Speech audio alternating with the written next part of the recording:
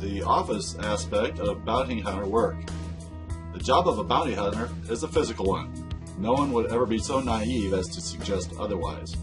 Professional bounty hunters are constantly out in the field tracking down fugitives that have jumped bail. The word constantly, however, does not infer that this is the only type of work in which bounty hunters are involved with. The truth of the matter is that bounty hunters do need to perform a lot of work in the office as well. We no longer live in the days of the Wild Wild West where bounty hunters simply found their subject and dragged him into justice. Nope, there is a lot of legwork involved, and this means anyone wishing to become a bounty hunter will need to be familiar with these other areas of the job. The first step to take here would be learning as much as possible about the bail industry and bail law in particular. There are rules and regulations a bounty hunter must follow.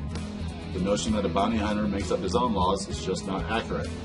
In the cinematic depictions of bounty hunters, this just might be the case. In the real world, however, adherence to the law is a must if a bounty hunter truly wishes to succeed in his profession. Of course, there is the little matter of being charged with a crime if the law is violated.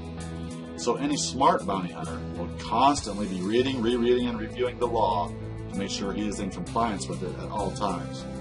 The same can be said about the licensing requirements to be a bounty hunter. These requirements may change by the time a license comes up for renewal, which is why those working in the field need to be on top of such changes.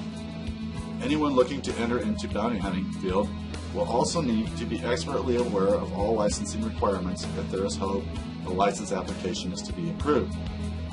In terms of the actual work in the office, record keeping will likely be a huge part of the equation. Bounty hunters often rely on contacts in the field to help them with acquisitions. This means comprehensive files and contact information on people they can rely on will be needed. Bounty hunters will also have to keep accurate records and logs of all the cases they are involved with. There are many reasons for this, with one of the most obvious being you will need such records, if more likely when called in to testify in court. No bounty hunter can run a bounty hunting service on his or her own. Support staff will be needed, and that means a bounty hunter will have to have a basic understanding of personnel management to make sure the office is run properly. Yes, there are many facets to running a bounty hunting business that some might not be completely aware of. That is fine, as the journey to becoming a bounty hunter will be worth it. When you arrive at a new profession, you find both exciting and rewarding.